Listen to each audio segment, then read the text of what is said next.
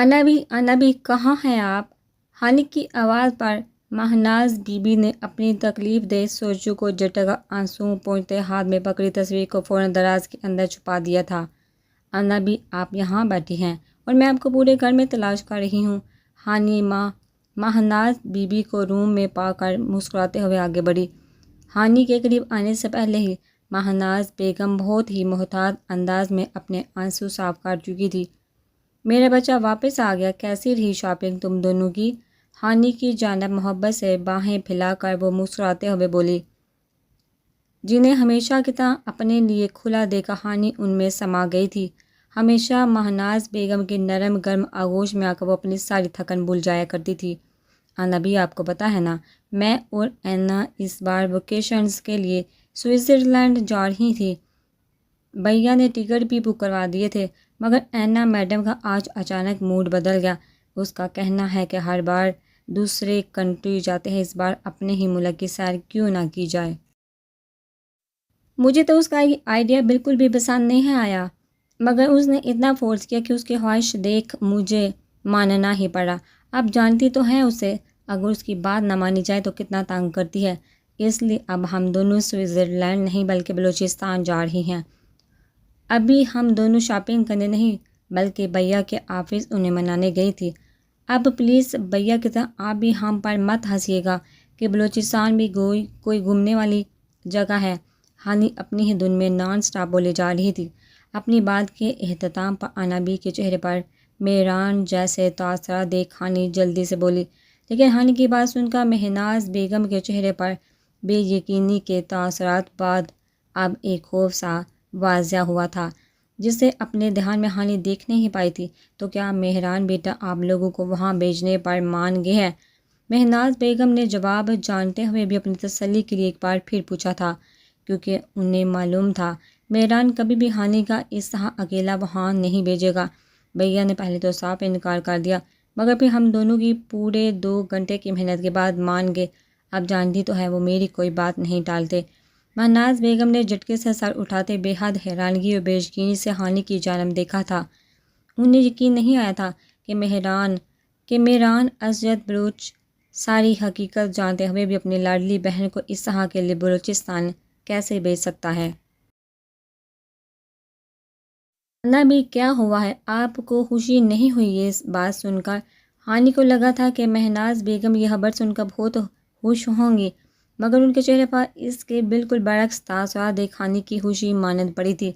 بیٹا آپ کو کیا لگتا ہے میں آپ کے اس طرح اکیلے بلوچستان جانے پر خوش ہوں گی، وہاں موجود ہستیوں کے بارے میں جانتے ہوئے بھی؟ ماہناز بیگم کی آنکھوں میں ایک دم سے ویرانی اتر آئی تھی۔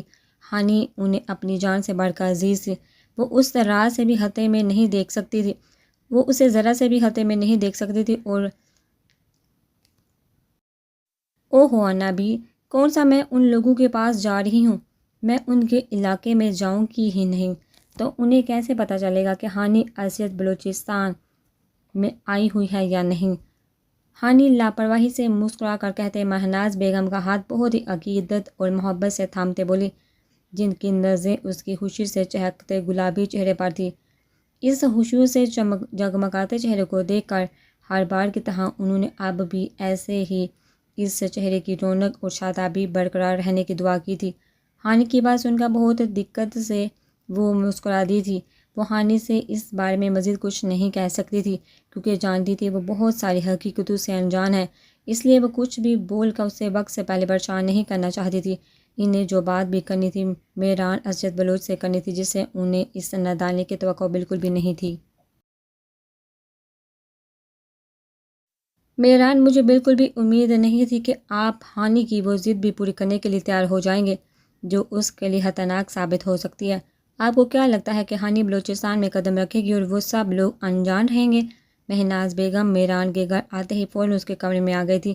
ہانی کی سگی ماں نہ ہونے کے باوجود انہوں نے اسے سگی ماں سے بڑھ کر پیار دیا تھا، اور وہ اس سے اپنے کلیجے کا حصہ سمجھتی تھی، جس کو وہ ذرا سی بھی تکلیف میں نہیں دیکھ سکتی تھی۔ انبی کی جانب دیکھتے مہران ان کے چہرے پر ڈالنے والے خوف اور ان کی اندرونی کیفیت اچھے سے سمجھ سکتا تھا۔ وہ سمجھ گیا تھا کہ وہ اس وقت کس قدر اذیت کا شکار ہے۔ انبی، آپ اتنا سٹریس مت لیں، آپ جیسا سوچ رہی ہیں ویسا کچھ نہیں ہوگا۔ بلوچستان بہت بڑا ہے، پہلی بات تو ان لوگوں کو خبر بھی نہیں ہوگی کہ ہانی وہاں آئی ہوئی ہے، اور اگر انہیں پتہ چل بھی گیا تو کوئی بھی فرق نہیں پڑے گا۔ وہ لوگ چاہ کر بھی میران اسجد بلوچ کی بہن کو ہاتھ بھی نہیں لگا سکتے۔ میں ہانی کو پوری سیکیورٹی کے ساتھ بھیج رہا ہوں، میرے آدمی ہر وقت اس کے آس پاس موجود ہوں گے۔ میران مہناز بیگم کو دونوں کندھوں سے تھام کر یقین لہجے میں بولا تھا، مگر اس کی کوئی بھی بات مہناز بیگم کی تسلی نہیں کر پائی تھی۔ بیٹا، اگر آپ اتنے یقین سے کہہ رہے ہو ایسا ہی ہوگا، مگر میں ان لوگوں کے درمیان رہ کر آئی ہوں، ان کی طاقت سے واقف ہوں، ان کی درندگی اور حیوانیت دیکھ چکی ہوں۔ میں نہیں چاہتی میری نازک سی ہانی اس کا 1% بھی برداشت کرے۔ اپنے ماضی کے عزیز بڑے لمحے یاد کر کے انا بی کی آنکھوں سے بہت سارے آنسو ٹوٹ کر ان کے سیاہ چادر میں جذب ہو گئے تھے، مگر وہ میران کو پریشان نہیں کرنا چاہتی تھی، اس لیے فوراً سے اپنے آنسو صاف کرتے مسکرا کر اس کی جانب دیکھا تھا۔ میری دعائیں ہمیشہ میرے بچوں کے ساتھ ہیں، آپ نے ہمیشہ اپنی چھوٹی بہن کی حفاظت کی ہے، مجھے پورا یقین ہے اس بار بھی ایسا ہی ہوگا۔ دل میں بار بار آتی منفی سوچوں کو جھٹکتے مہناز بیگم نے میران کو کہتے جیسے خود کو یقین دلایا تھا۔ میران نے اسبات میں سر ہلاتے ان کی بات کی تصدیق کی تھی۔ اس نے آج تک اپنی بہن کو کوئی خواہش رد نہیں کی تھی، پھر یہ کیسے کرتا؟ بیٹا، آپ فریش ہو کر آ جاؤ، میں کھانا لگواتی ہوں، اور ذرا ہانی کو بھی دیکھ لو، میں اپنے کمرے میں پتہ نہیں کیا ادھم مچا رکھا ہے اس نے۔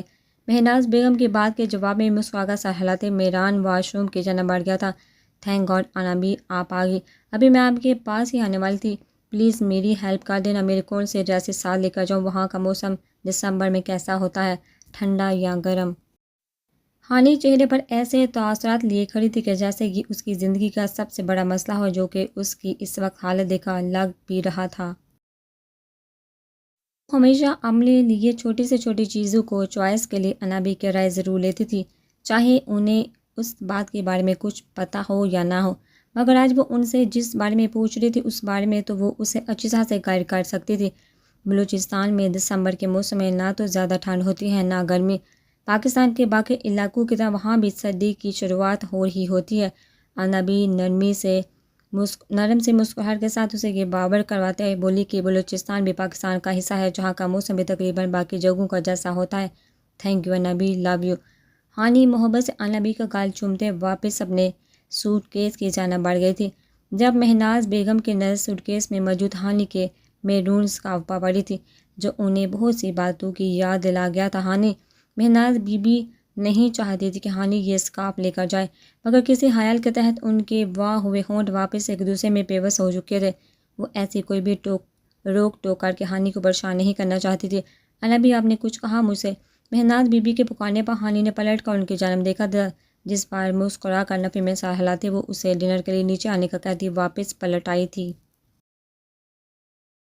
کہنے کو وہ ان دونوں بچوں کی ملازمہ تھی، ایسی زر خرید ملازمہ جس کا کام صرف خدمت کرنا تھا اور بدلے میں کسی قسم کے معاوضے کی کوئی امید نہ کرنا، مگر ان دونوں نے انہیں اتنی عزت و محبت دی تھی، انہیں ماں کا درجہ دیا تھا کہ وہ دونوں انہیں اپنی جان سے بڑھ کر عزیز ہو چکے تھے۔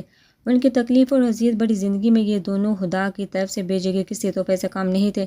وہ دن رات اپنے رب سے صرف یہی دعا کرتی تھی کہ ان دونوں بچوں کی زندگی میں کبھی بھی کوئی تکلیف کوئی دکھ نہ آئے، کیونکہ کہیں نہ کہیں وہ جانتی تھی کہ بہت جلد وہ اذیت ناک حقیقت جس سے وہ اور میران ہمیشہ سے ہانی کو بچاتے آئے تھے وہ سامنے آنے والی تھی۔ ہانی، مجھے ایک بات سمجھ نہیں آ رہی کہ پہلے میران بھائی اور پھر انابی نے ہمارے بلوچستان جانے والی بات پر اتنا شدید رد عمل کیوں دیا؟ ایسا کیا چھپا ہے آخر بلوچستان میں کہ وہ تمہیں بھیجنے سے اتنا ڈر رہے تھے؟ اینا ہانی کے ساتھ گاڑی کے بیک سیٹ پر بیٹھی کب سے دماغ میں چلتے سوال کو زبان پر لائے ہوئے تھی، کیونکہ ہانی کو رخصت کرتے مہناز بی بی کے چہرے پر موجود بے چینی اسے صاف نظر آئی تھی۔ وہ دونوں صبح صبح ہی ڈرائیور کے ساتھ بلوچستان کے لیے نکل آئی تھی۔ 2 گھنٹوں کے سفر کے بعد انہوں نے کراچی سے بلوچستان کے علاقے لسبیلا میں داخل ہونا تھا، جہاں سے اینا کے مطابق انہیں سب سے پہلے سسی پنو کے مزار پر جانا تھا۔ اینا کو شروع سے ہی محبتوں کی یہ لازوال داستانیں سننے کا بہت شوق تھا، اور اب موقع ملتے ہی وہ ان سب قصے کہانیوں کی حقیقت اپنی آنکھوں سے دیکھنا چاہتی تھی، جس کے لیے وہ اپنی بیسٹ فرینڈ ہانی کو بھی ساتھ گھسیٹتے وہاں پہنچ چکی تھی۔ ہانی اور اینا کی دوستی کالج میں ہوئی تھی، اور کچھ ہی وقت میں وہ دونوں ایک دوسرے کے بہت گہری دوستیں بن چکی تھی۔ کالج کے بعد انہوں نے ایک ہی یونیورسٹی میں ایڈمیشن لیا تھا۔ ان دونوں کو ہی گھومنے پھرنے کا بہت شوق تھا، جس کی وجہ سے وہ ہر سیمسٹر کے بعد ملنے والی چھٹیوں میں کہیں نہ کہیں ٹرپ پر نکل جاتی تھی۔ نہیں، ایسی کوئی بات نہیں، تم جانتی تو ہو وہ دونوں میرے معاملے میں حد سے زیادہ ٹچی ہیں، اور بلوچستان کے جو حالات ہیں ان کی وجہ سے وہ میرے یہاں آنے کے خلاف تھی۔ ہانی نے بہت ہی صفائی سے اینا کو جھوٹ بول دیا تھا، کیونکہ آنے سے پہلے نبی عمیرہ نے اس سے وعدہ لیا تھا کہ وہ بلوچستان میں موجود لوگوں کے ساتھ اپنے تعلق کے بارے میں کسی کو بھی کچھ نہیں بتائے گی، کسی کے سامنے کوئی ذکر نہیں کرے گی، چاہے وہ اینا ہی کیوں نہ ہو۔ او ہاں، میری ماما بھی انہی باتوں کی وجہ سے میرے یہاں آنے پر کچھ خاص خوش نہیں تھی، مگر ہم نے کون سا یہاں ہمیشہ کے لیے رہنا ہے، کچھ دنوں کی بات ہے۔ وہ ویسے بھی ہمارے علاوہ یہاں آؤٹ آف کنٹری سے اتنے لوگ آتے سیاحت کے لیے، جب انہیں کچھ نہیں ہوتا تو ہمیں بھی کچھ نہیں ہوگا۔ اینا گاڑی سے باہر لمحہ با لمحہ گزرتے خوبصورت نظاروں کی جانب دیکھتے ہوئے فکری سے بولی۔ وہ لوگ جیسے ہی لسبیلا کے علاقے ساکرا میں داخل ہوئے، ارد گرد اتنے سارے کھجوروں کے درخت روڈ کے ارد گرد اور دور تک پھیلے ان کے ساتھ ساتھ چلنا شروع ہو چکے تھے۔ ان دونوں کو یہ قدرتی مناظر بہت خوبصورت لگ رہے تھے۔ اتنی اچھی شروعات دیکھ ہانی کا موڈ کافی خوشگوار ہو چکا تھا، مگر اس کا خوشگوار موڈ غارت تب ہوا جب ان کی گاڑی دوریچی روڈ سے سسی پنو کے مزار کی جانب جاتی کچی سڑک معمولی تیز دھوپ اور کچے راستوں پر اڑتی دھول مٹی دیکھا ہانی کے چہرے کے زاویے بگڑ چکے تھے۔ وہ بہت زیادہ سکن کانشیس تھی، اپنی سکن کے معاملے میں وہ ذرا برابر بھی کمپرومائز نہیں کرتی تھی۔ اس کی سکن تھی بھی بہت پیاری، صحت مند سی اور روئی کی طرح نرم و ملائم۔ اس کے چہرے پر ہر وقت گلابیاں جھلک رہی ہوتی تھی، دیکھنے والے چاہے مرد ہو یا عورت اس کے دو آنچا حسن سے چند پل کے لیے نظر نہیں ہٹا پاتے تھے۔ مہناز بی بی ہمیشہ اس کے گھر سے نکلنے سے پہلے اس کی نظر ضرور اتارتی تھی۔ انہیں اکثر ہانی کا یہ حسن بہت ہی خدشات اور خوف میں مبتلا کیے رکھتا تھا۔ وہ جیسے ہی ذرا سی بھی تیز دھوپ میں نکلتی، اس کا چہرہ بالکل لال ہو کر خون جھلکانے کے در پہ ہو جاتا۔ اب وہاں صحرائی علاقے میں اتنی تیز دھوپ دیکھ ہانی کو اپنی جلد بازی میں کیے غلط فیصلے کا احساس ہوا تھا۔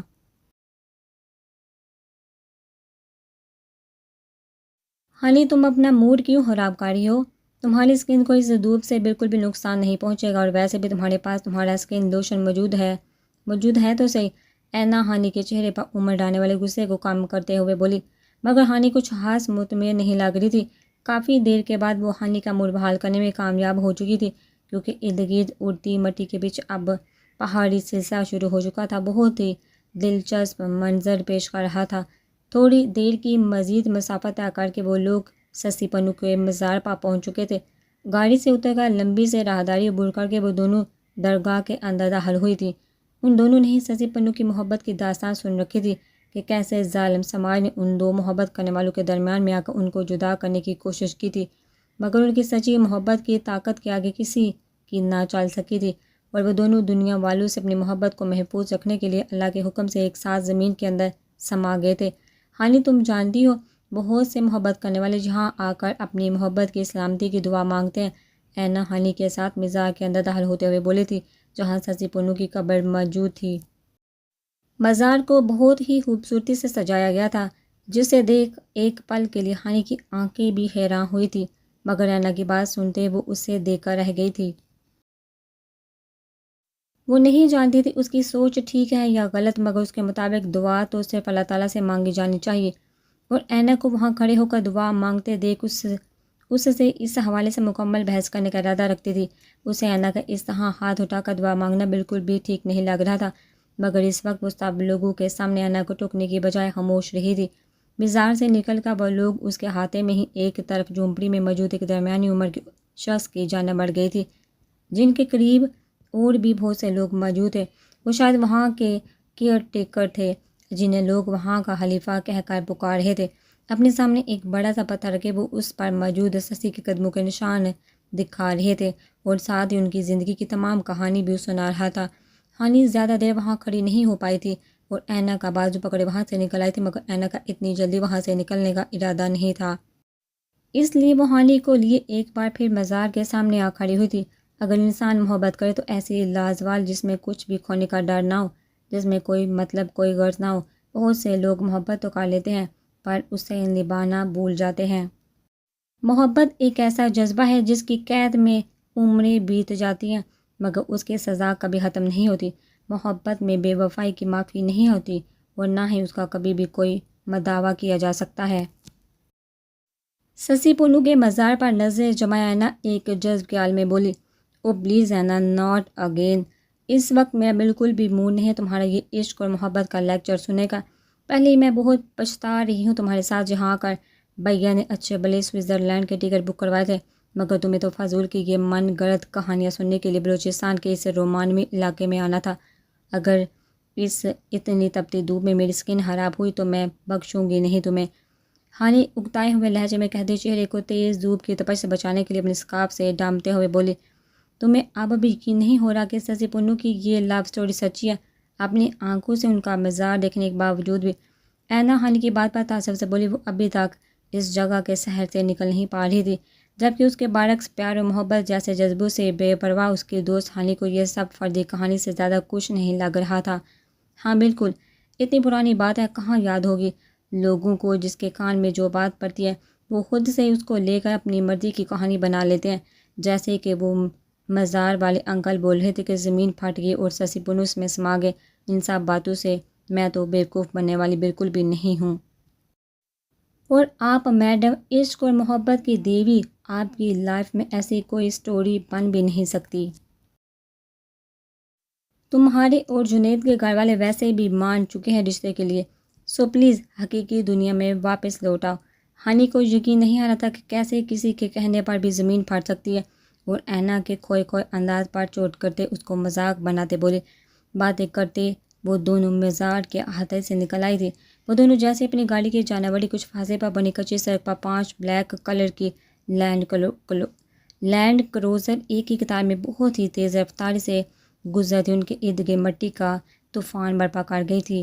واٹ دی ہیل، یہ کون پاگل لوگ ہیں؟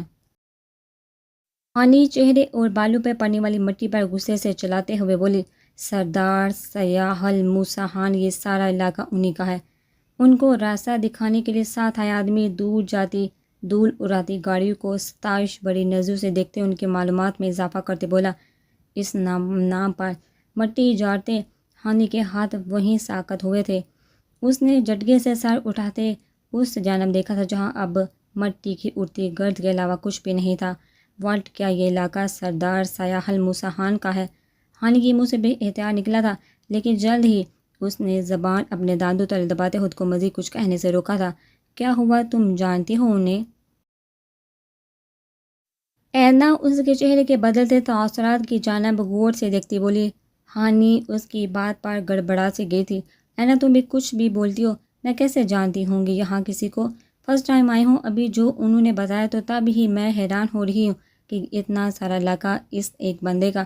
ہانی بہت ہی مشکل سے بات بناتے بولے اور دل ہی دل میں خود کو کوسنے لگے تھے کیونکہ اسے اپنی زبان پر کنٹرول کم ہی رہتا تھا۔ میم سائیں، صرف یہ علاقہ نہیں بلکہ آدھے سے زیادہ بلوچستان کی سردار سائیں کا ہے، سوائے چند علاقے چھوڑ کر۔ اس مقامی شخص جس کا نام باہوشل تھا کے لہجے میں انہیں سیال موسیٰ خان کے لیے بہت عزت اور محبت جھلکتی نظر آئی تھی جو ہانی کو کسی صورت ہضم نہیں ہوئی تھی۔ اوہ، اگر تمہارے سردار سائیں اتنے ہی پاورفل ہیں تو وہ چاند علاقے کس کے لیے چھوڑ رکھے ہیں؟ اینا کو ان سب باتوں میں بہت ہی دلچسپی پیدا ہوئی تھی، اسی لیے وہ اپنی معلومات میں مزید اضافہ کرنے کے لیے سوالیہ انداز میں باہوشل کی جانب دیکھتے بولی، جبکہ ہانی نے اس بار خاموش رہنا ہی مناسب سمجھا تھا۔ وہ ایسے ظاہر کر رہی تھی جیسے اسے اس قصے میں کوئی انٹرسٹ نہیں ہے، لیکن اس کی سماعتیں ان دونوں کی جانب ہی تھی کیونکہ باقی کا علاقہ افزار بلوچ اور ان کے بیٹوں کی ملکیت میں ہے۔ بظاہر تو باقی صوبوں کی طرح بلوچستان میں بھی حکومت اور پولیس فورس کے تمام ادارے کام کر رہے ہیں مگر در پردہ وہ ان با اثر لوگوں کے ہاتھوں کی کٹ پتلی بن کر رہ گئے ہیں۔ ان کے پاس اپنی مرضی سے کام کرنے کا اختیار نہیں ہے۔ سردار سائیں کے خاندان اور بلوچ خاندان میں برسوں کی دشمنی چلتی آ رہی ہے جسے ختم کرنے کو کوئی بھی تیار نہیں ہے۔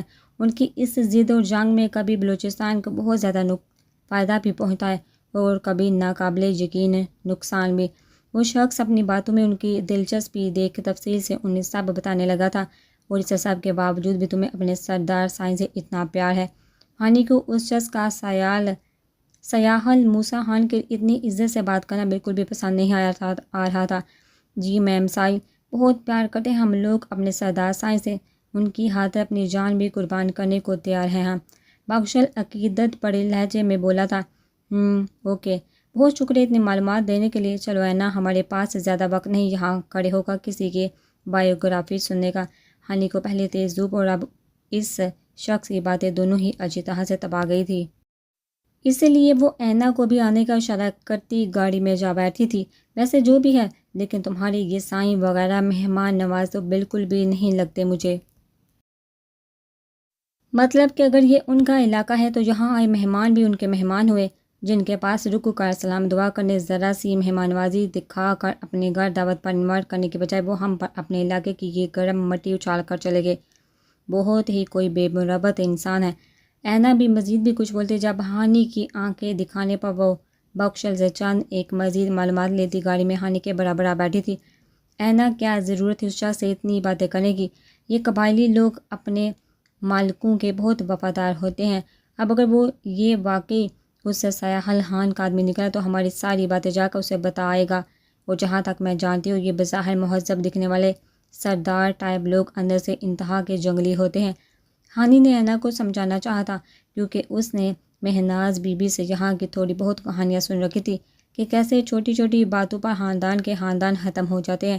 افغانستان کا بارڈر بالکل ساتھ ہونے کی وجہ سے ان علاقوں میں اسلحے کی کمی بالکل بھی نہیں تھی، ہر دوسرے بندے کے پاس اسلحہ موجود ہوتا تھا۔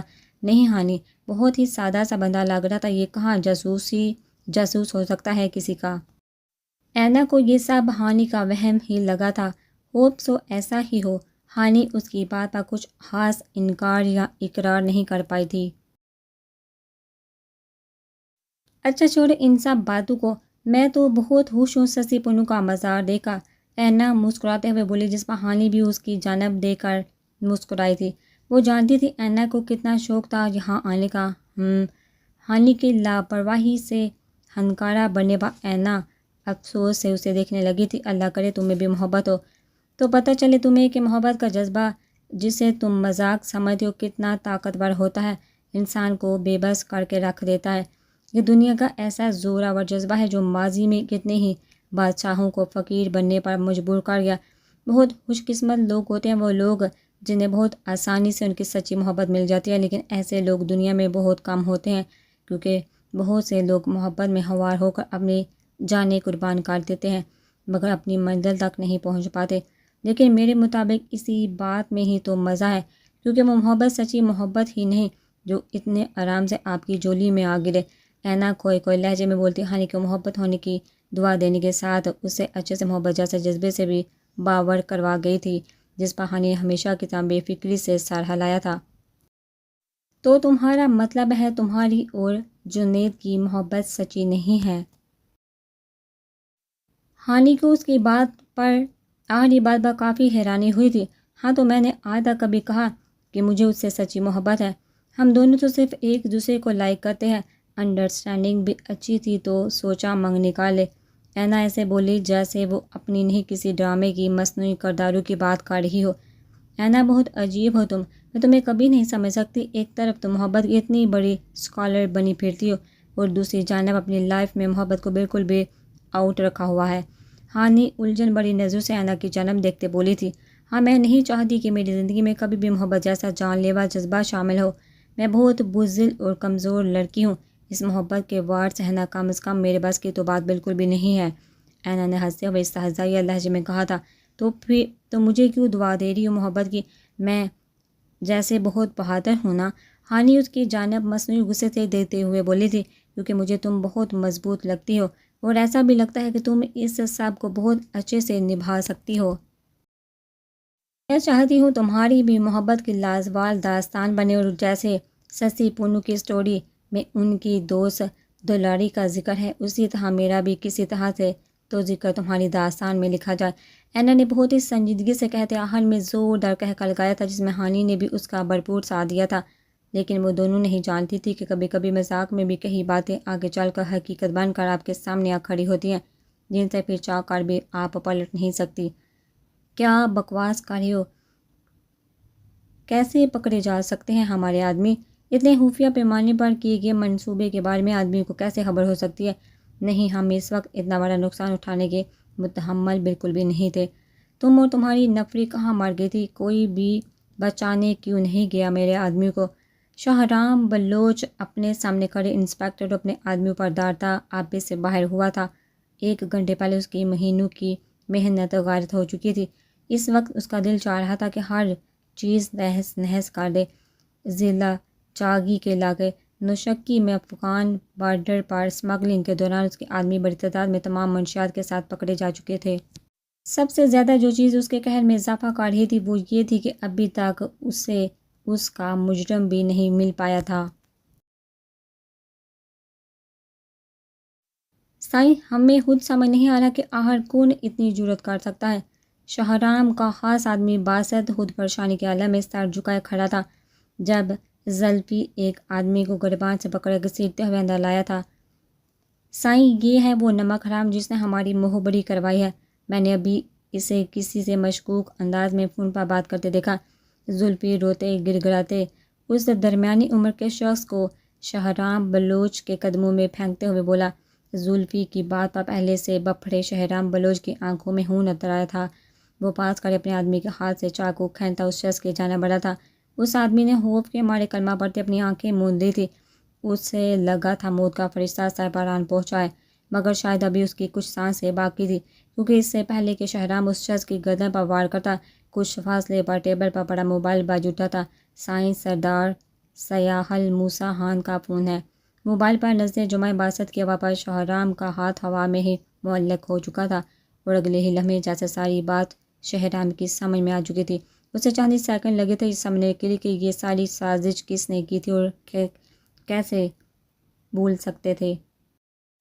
وہ کیسے بھول سکتا تھا کہ بلوچ خاندان کے خلاف اس ایک شخص کے علاوہ کسی میں جرأت نہیں تھی اس کے خلاف جانے کی؟ تو اس سب کے پیچھے تم تھے سیاحل خان۔ ہاتھ میں پکڑا خنجر وہیں پھینک کر شاہرام بلوچ نے فون کان سے لگاتے داڑ کر کہا، جس کے جواب میں اسے ایک جاندار قہقہ سنائی دیا تھا جو اسے مزید انگاروں پر لوٹا گیا تھا۔ آخر شاہرام بلوچ بھی اپنے باپ دادا جیسا ہی نکلا۔ مظلوموں کو سزا دے کر تم سب کی کون سی انا کو تسکین ملتی ہے؟ آج بتا ہی دو مجھے، اگر اتنا ہی غصہ بڑھا ہے تم لوگوں میں تو مجھ سے مقابلہ کرو۔ ہا ہا ہا، میں بھی کیا بول جاتا ہوں، تم لوگوں کی اتنی اوقات کہاں کہ مجھ تک پہنچ سکو؟ تم لوگوں نے تو صرف کمزوروں اور لاچاروں پر اپنی طاقت کا زور چلانا سیکھا ہے۔ سیاحل خان بظاہر مسکراتے ہوئے بولا، مگر اس کے لہجے کا زہریلا اور سردپن شاہرام بلوچ بآسانی محسوس کر سکتا تھا۔ تم نے اپنے یہ بکواس سنانے کے لیے فون کیا ہے مجھے؟ شاہرام بلوچ کو اس وقت اتنا غصہ آ رہا تھا کہ اس کا دل چاہا تھا یہ شخص اس کے سامنے ہو اور وہ اس کا سینہ گولیوں سے چھل نکال دے۔ نہیں، یہ بتانے کے لیے کہ جس شخص کو تم میرا جاسوس سمجھ کر مارنے لگے ہو وہ بیچارہ تو تمہارا وفادار ہے۔ تمہیں کیا لگتا ہے میرا محبر اتنا عام انسان ہوگا اور اتنی آسانی سے تمہارے ہاتھوں چڑھ جائے گا؟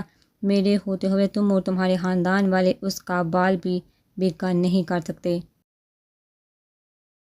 اور یہ سب جو میں نے کیا ہے یہ 3 مہینے پہلے میرے علاقے سے تمہارے آدمیوں کے ہاتھوں اٹھائی گئی لڑکی کا بدلہ اتارنے کے لیے تھا، کیونکہ اتنا تو تم جانتے ہی ہوگے کہ ادھار چکانا مجھے کتنے اچھے سے آتا ہے۔ اپنا لہجہ ہمیشہ کی طرح دھیما رکھتے سیاحل خان نے اس بار بھی لفظوں کی مار مارتے مقابل کو بھڑکا دیا تھا، مگر یہ تو کچھ بھی نہیں تھا۔ اس کی اگلی کہی جانے والی بات شاہرام بلوچ کو سچ میں آگ لگا گئی تھی۔ سننے میں آیا ہے کہ میرے علاقے میں تمہارے خاندان کی 2 لڑکیاں آئی ہوئی ہیں، کہو تو تھوڑی مہمان نوازی ہو جائے ان کی۔ سنا ہے کافی خوبصورت بھی ہے، تم جانتے ہو مجھے تو ویسے بھی خوبصورتی بہت اٹریکٹ کرتی ہے۔ سردار سیاحل موسیٰ خان اپنی مونچھوں کو تاؤ دیتے کسی احساس کے تحت مسکراتے شاہرام بلوچ کی دکھتے رگ پر ہاتھ رکھ گیا تھا۔ خبردار سیاحل خان، ہرگز نہیں، میرے خاندان کی لڑکیوں پر بری نظر ڈالنے کی کوشش مت کرنا، میں چھوڑوں گا نہیں تمہیں۔ شاہرام بلوچ نے غصے سے داڑتے سامنے پڑا ٹیبل الٹ دیا تھا۔ اتنا غصہ مت کرو شاہرام بلوچ، جو تمہاری صحت کے لیے ہی نقصان کا باعث ہوگا۔ اگر ان لڑکیوں کو نقصان پہنچانا ہوتا تو اب تک وہ میرے قبضے میں ہوتی، مگر فی الحال میرا ایسا کوئی موڈ نہیں ہے۔ بیچاری اتنی دور سے آئی ہیں، ذرا آرام سے ہمارا بلوچستان تو دیکھ لیں، پھر اس کے بعد ہم بھی ان کو دیکھ لیں گے۔ سیاح لحان دبے لفظوں میں شہرام بلوچ کو بہت کچھ باور کرواتا فون بند کر چکا تھا، لیکن سیاحل کی باتوں میں چھپی دھمکی کی وجہ سے ابھی تک شہرام کی کنبٹی کی نسیں پھولی ہوئی تھی۔ یہ میران بلوچ کبھی کوئی بات نہیں سنتا، کیا ضرورت ہے اپنی بہن کو اس طرح اکیلا بلوچستان بھیجنے کی، وہ بھی سیاح لحان کے علاقے میں؟ شہرام بے چینی سے ٹہلتے بڑبڑاتے ہوئے بولا، سائیں آپ میران سائیں کو اطلاع کر دے کہ بی بی سائیں کو خطرہ ہے یہاں، وہ انہیں واپس بلوا لے۔ بادشاہ نے اسی طرح سر جھکائے اپنی صلاح پیش کی تھی، جس پر اپنی پیشانی مستے شہرام بلوچ نے نفی میں سر ہلایا تھا۔ نہیں، میں ایسا کچھ نہیں کر سکتا، سیاح لحان ان لڑکیوں پر نظر رکھے ہوئے ہیں، اگر میران کو میں نے یہ خبر دے دی تو وہ ان لوگوں کو واپس بلوا لے گا، اور سیاح لحان ایسا ہونے نہیں دے گا، اس کی مرضی کے بغیر اس کے علاقے میں کچھ نہیں ہو سکتا، ایسا کرنے سے ان لڑکیوں کو نقصان پہنچ سکتا ہے۔ شہرام بلوچ عجیب سے چرچ و پنج کا شکار ہو چکا تھا، اس کی پریشانی کا اندازہ اس کے چہرے سے بآسانی لگایا جا سکتا تھا۔ سسی پنو کے مزار سے نکل کے اب ان دونوں کا رخ لس بیلا کی سب سے خوبصورت جگہ سون میانی ساحل کی جگہ تھا، وہاں جانے کا راستہ بہت ہی خوبصورت تھا۔ راستے میں کبھی بہت ہی خوبصورت بلند و بالا پہاڑی سلسلہ شروع ہو جاتا تو کبھی آنکھوں کو ٹھنڈک پہنچاتی سرسبز ہریالی شروع ہو جاتی۔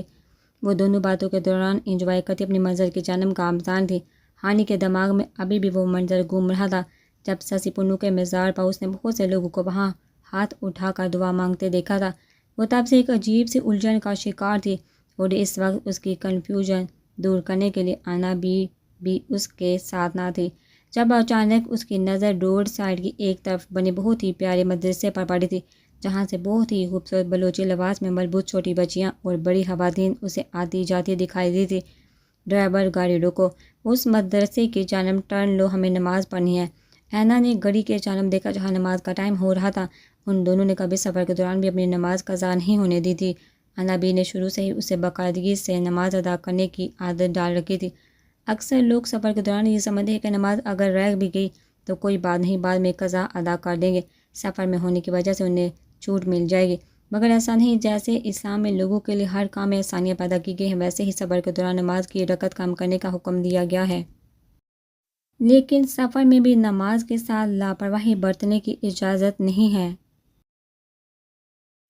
گاڑی سے اتر کر وہ دونوں مدرسے کی جانب بڑھ گئی تھی۔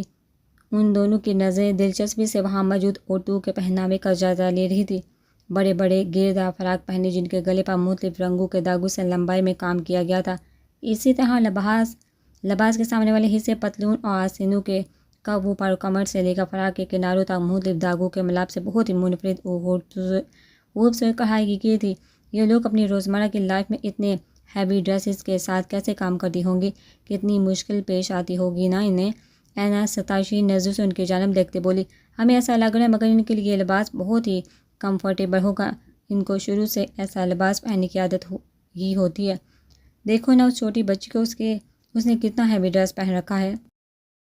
ہانی کی نظریں ہاتھ میں سپارہ پکڑ کر مدرسے سے نکلتی 5 سال کی اس بچی پر ٹھہرتی گئی تھی جس نے ٹی پنک اور پیرٹ گرین کنٹراسٹ کا بہت ہی بھاری کام والا فراق زیب تن کیا ہوا تھا۔ لباس پر انہی رنگوں کے دھاگے کے ساتھ کڑھائی کی گئی تھی، لیکن کڑھائی کے ساتھ ساتھ اس بچی کے لباس پر مختلف رنگوں پر چھوٹے سائز کے شیشے بھی لگائے گئے تھے، اور ساتھ ہی اس بچی نے بلوچی سٹائل میں دوپٹے کو سر پر اوڑھ کر کمر کے پیچھے لے جا کر اس کا ایک پلو پنوں کی مدد سے کمر پر اور دوسرا آگے کی جانب بازو پر سیٹ کر رکھا تھا۔ ہانی کو وہ گلابی رخساروں والی بچی بہت پیاری لگی تھی، جس کی وجہ سے وہ خود کو اس کے قریب جانے سے روک نہیں پائی تھی۔ ماشاءاللہ کتنی کیوٹ ہو آپ، ہانی گھٹنوں کے بال اس بچی کے سامنے بیٹھی بہت محبت سے اس کا گال چھوتے ہوئے بولی۔ ہانی کی والہانہ انداز پر ایک پل کے لیے وہ معصوم بچی گھبرا سی گئی تھی، مگر اگلے ہی لمحے سنبھلتے ہوئے اسے ہانی کے الفاظ تو سمجھ نہیں آتے، لیکن ہانی کا انداز دیکھا وہ جواب میں مسکرا دی تھی، تم نم اراکان بسن۔ وہ بچی بالوں کے بنائے گئے ہیئر سٹائل کو پیچھے جھٹکتے اپنی مقامی زبان میں اشتیاق سے ہانی کی طرف دیکھتے ہوئے بولی، یہ کیا بولی ابھی، کہیں اپنی زبان میں ہمیں گالیاں تو نہیں دے رہی؟ اینا ناسمجھی سے ہانی کی جانب دیکھتے ہوئے بولی تھی، کیونکہ اس بچی کے چہرے کے تاثرات کچھ ایسے ہی لگے تھے اس کی بات سن کر ہانی نے مسکراتے ہوئے نفی میں سر ہلایا تھا۔ جی پوچھ رہی ہیں آپ لوگ کہاں سے آئی ہو؟ ہانی کو ہمیشہ سے مختلف زبانیں سیکھنے کا بہت شوق رہا تھا، اس لیے اس نے انابی سے وہ ساری زبانیں سیکھ لی تھی جو انہیں آتی تھی۔ بلوچستان میں اردو، انگلش، بلوچی کے علاوہ پشتو اور براہوی زبان بولی جاتی تھی۔ ہانی نے یہ دونوں زبانیں انابی سے ہی سیکھی تھی۔ ہم کراچی سے آئے ہیں۔ ہانی ایک بار پھر اس بچی کا گال چھوتی اس کی زبان میں ہی جواب دیتی بولی۔ اس بچی کو اپنے سے بھی زیادہ گلابی رنگت والی یہ اسٹائلش سی پنک کرتا شلوار میں ملبوس ہانی پسند آئی تھی۔ تم بہت خوبصورت ہو، وہ بچی بہت معصومیت سے بول کر ہانی کے گال پر بوسہ دیتی کسی کے پکارنے پر اس کی جانب دوڑ گئی تھی۔ ہانی نے اس طرف دیکھا جہاں کچھ بڑی عمر کی لڑکیاں کھڑی بلا رہی تھی اور شاید اب کسی اجنبی سے بات کرنے پر اس کی سرزنش بھی کر رہی تھی۔ یہ کون سی زبان تھی؟ پشتو تو نہیں لگ رہی تھی مجھے۔ اینا ہانی کے ساتھ مدرسے کی جانب بڑھتے بولی تھی۔ یہ براہوی زبان ہے، یہاں کے اکثر لوگ یہی بولتے ہیں۔ ہانی کی بات پر اینا نے سمجھتے سر ہلایا تھا۔ وہ اس کا مختلف زبانوں کو سیکھنے کے شوق کے بارے میں جانتی تھی۔ ہانی نماز پڑھ کر جیسے فارغ ہوئی اس کی نظر اسی حال میں کچھ فاصلے پر بیٹھی ایک نورانی صورت والی معمر سی خاتون پر پڑی جو اپنے سامنے بیٹھی عورتوں کو کوئی درس دے رہی تھی۔ ہانی اینا کو ابھی دعا میں مصروف دیکھ کر ان کے جانب بڑھ گئی تھی۔ السلام علیکم، میرا نام ہانی ہے، کیا میں آپ سے کچھ دیر بات کر سکتی ہوں؟ 5 منٹ انتظار کرنے کے بعد ان عورتوں کے اٹھتے ہی ہانی اس خاتون کے سامنے آتے بولی جس پر انہوں نے ہانی کو اسباب میں سر ہلا کر پوچھنے کی اجازت دی۔ مجھے کافی ٹائم سے یہ بات الجھن میں مبتلا کر رہی ہے کہ کیا درباروں پر جا کر ہاتھ اٹھا کر وہاں موجود قبروں سے دعا مانگنا جائز ہے؟ کیا یہ شرک کے زمرے میں نہیں آتا؟ ہانی نے بات ختم کر کے ان کی جانب دیکھا جو نرم مسکراہٹ سے اس کی طرف دیکھ رہی تھی۔ بیٹا، آپ کی الجھن بجا ہے۔ اکثر لوگ اس بات میں بہت کنفیوز رہتے ہیں، اگر اس چیز کو غلط مانتے بھی ہیں تو کھل کر نہیں کہہ پاتے کیونکہ کسی کے لیے بھی شرک لفظ استعمال کرنا بہت بڑا ہے اور اکثر تو اس کو عام سی بات سمجھ کر اگنور کر دیتے ہیں اور خود بھی اس بات سے شامل ہو جاتے ہیں۔ اسی دوران اینا بھی وہاں بیٹھی تھی۔ وہ اسی خاموشی سے ان کے بات سننے لگی تھی۔ مزاروں پر جا کر قبروں سے دعا مانگنا جائز نہیں ہے۔ اکثر لوگ کہتے ہیں کہ ہم ان قبروں سے نہیں بلکہ اللہ کے ان محبوب بندوں کے صدقے یا ان کے وسیلے سے دعا مانگتے رہے ہیں۔ اس بات کے بھی دو معنی نکلتے ہیں، اگر کہ وہ لوگ یہ کہہ کر دعا مانگتے رہیں کہ اللہ کے محبوب بندے یعنی کہ حضرت محمد صلی اللہ علیہ وآلہ وسلم کی امت ہونے کے امتی محبوب بندے یعنی حضرت محمد صلی اللہ علیہ وآلہ وسلم کے امتی ہونے کے واسطے میری یہ دعا قبول فرما دے، تو اس میں اللہ کے محبوب لوگوں کا واسطہ دینے کو کہیں نہ کہیں غلط نہیں مانا جاتا، کیونکہ اس میں بھی مانگنا اللہ تعالیٰ سے ہی جا رہا ہے، کسی اور سے نہیں۔ لیکن اگر کچھ لوگ مزاروں پر جا کے وہاں دفن بزرگوں سے مدد مانگنے کی دعا کرتے ہیں تو وہ صاف شرک ہے۔ مگر کیا یہ زیادہ بہتر نہیں کہ ہم سیدھا اس پاک ہستی سے مانگیں جو ہمیشہ اپنے خزانے اپنے بندوں پر لٹانے کے لیے تیار رہتا ہے، جو کبھی نہیں دیکھتا کہ اس سے مانگنے والا امیر ہے یا غریب، گناہ گار ہے یا پرہیزگار، وہ تو بس دینا چاہتا ہے۔ اللہ کے سوا کوئی معبود نہیں، اللہ کے سوا کوئی دینے والا نہیں۔ عزت، زندگی، رزق، اولاد سب کچھ اللہ کے دربار سے ہی ملتی ہے۔ اسی وجہ سے تو اللہ ایک جگہ انسان سے کہتا ہے، مجھے چھوڑ کر اوروں کے پاس کیوں جاتے ہو؟ کیا میرے خزانے ختم ہو گئے ہیں؟ جس کے حوالے سے اللہ تعالیٰ نے سورۃ النمل میں واضح لفظوں میں ارشاد فرمایا ہے، کس نے زمین آسمان بنائی، کس نے پانی کو برسایا، کون خوبصورت باغات پھل پھول لایا، ایک درخت پیدا کر کے دکھا دو، ایک پتا پیدا کر کے دکھا دو، ایک تنکا بنا کر دکھا دو، تو ہے کوئی محبوب اللہ کے ساتھ؟ بلکہ یہ لوگ راستے سے ہٹ رہے ہیں۔ اللہ کہتا ہے، جب تم جانتے ہو کہ میرے سوا کوئی نہیں تو کیوں بھاگے جاتے ہو مجھے چھوڑ کر؟ شرک کرنے میں اللہ کی یہی مخلوق سب سے آگے ہے۔ ہم اکثر ایسا ہی کرتے ہیں، جب ہمیں کسی چیز کی ضرورت ہوتی ہے تو بجائے اللہ سے مانگنے کے ہم باقی تمام انسانوں کے سامنے ہاتھ پھیلاتے ہیں۔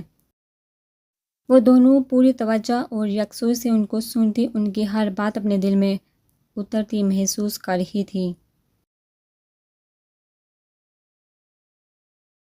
اینا کو لا علمی میں کیے گئے اپنے کچھ دیر پہلے کے عمل پر شدید پچھتاوا ہوا تھا۔ وہ دل ہی دل میں اپنے اللہ سے معافی مانگتے ایک بار پھر اس خاتون کی جانب متوجہ ہوئی جو اب کوئی واقعہ سنا رہی تھی۔ ایک دفعہ اللہ کے کچھ نیک بندے سفر پر جا رہے تھے کہ انہیں پیاس لگی۔ آج کا دور تو تھا نہیں، وہ لوگ ایک کنویں پر پہنچے مگر وہاں پانی بہت نیچے تھا۔ انہوں نے اپنی پگڑی اتاری اور جوتا اس کے سر باندھ کر کنویں میں اتارا مگر پھر بھی وہ اس تک نہ پہنچ سکا جس پر وہ لوگ مایوس ہو کر وہاں سے بیٹھ گئے۔ وہیں بیٹھ کے اتنے میں ایک پیاسا ہرن وہاں نکلا۔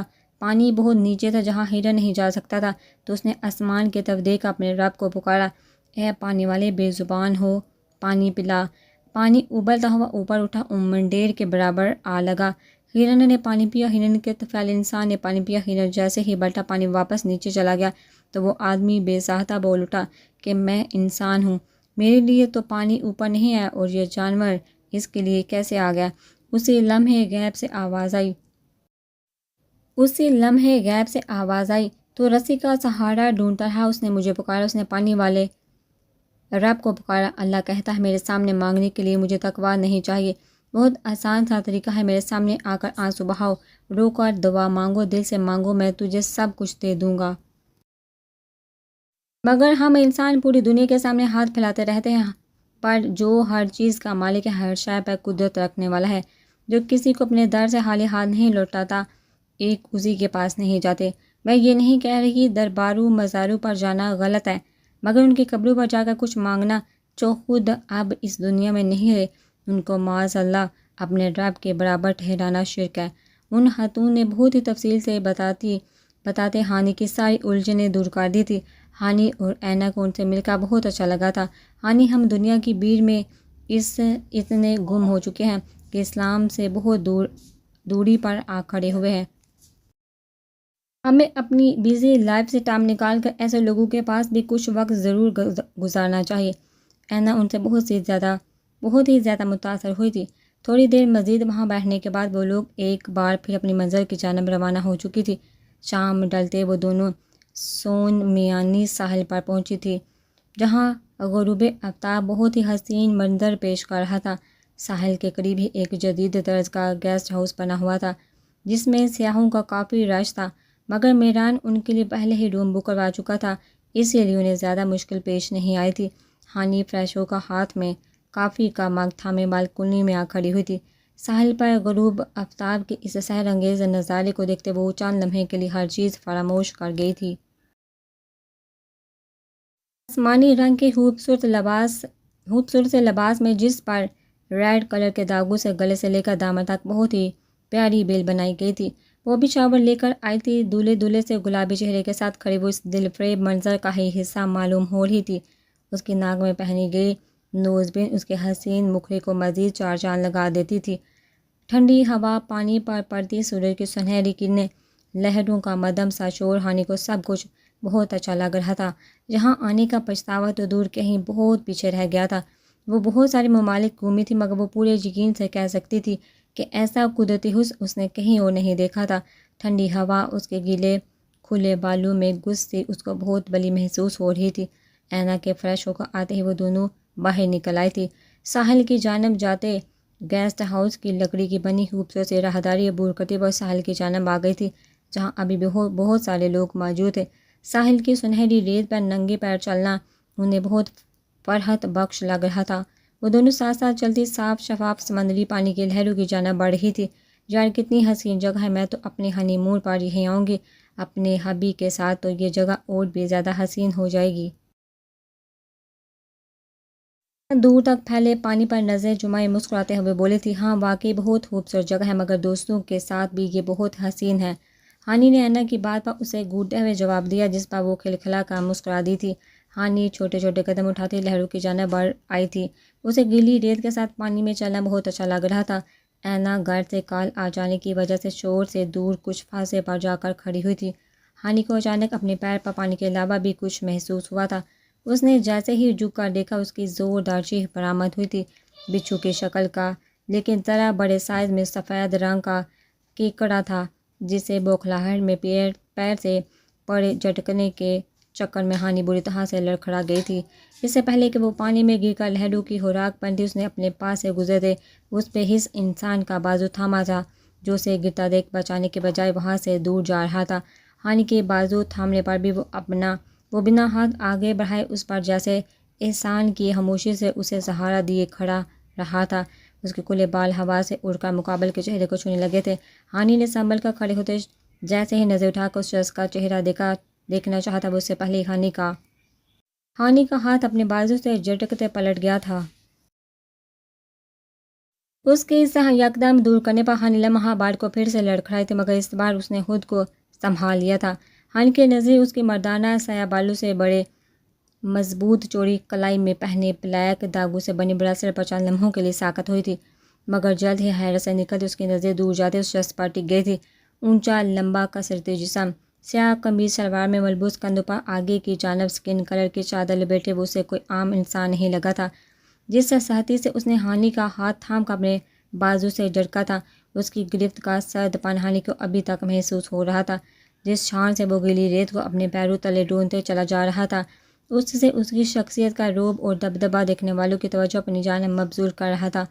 ہاؤ ڈوڈ، کتنا بےحس انسان ہے یہ، اگر کسی کی مدد کر دے تو اس کا کیا بل لائے گا۔ ہانی، تم ٹھیک ہو؟ دور سے یہ سب دیکھتی اینا ہانی کے قریب آتی فکر مندی سے بولی۔ ہانی، کہاں کھوئی ہو تم؟ میں تم سے پوچھ رہی ہوں، تم ٹھیک ہو؟ کہیں لگی تو نہیں؟ اینا ہانی کو ایک ہی جگہ کھوئے دیکھ اس کو اپنی جانب متوجہ کرتے بولی تھی۔ ہاں میں ٹھیک ہوں، تم نے اس شخص کا چہرہ دیکھا؟ کون تھا یہ؟ ہانی اینا کی جانب سوالیہ انداز میں دیکھتے ہوئے بولی۔ ہی میری جانب اس کی بیگ تھی، میں نہیں دیکھ سکی اسے۔ کیوں، کیا ہوا؟ اس نے کچھ کہا تم سے؟ اینا نے بھی اس جانب دیکھا جہاں وہ شخص اب کافی دور جا چکا تھا۔ مجھے لگتا ہے میں اس شخص کو جانتی ہوں، میں نے اس کے ہاتھ میں میران بائی کے جیسا بڑا سر دیکھا ہے، مجھے دیکھنا ہے یہ شخص کون ہے۔ ہانی تیز قدموں سے اسی جانب بڑھی تھی۔ ہانی، یہ کیا بات ہوئی؟ اب کیا میران بائی کے جیسا بڑا سر اس دنیا میں اور کوئی نہیں پہن سکتا کیا؟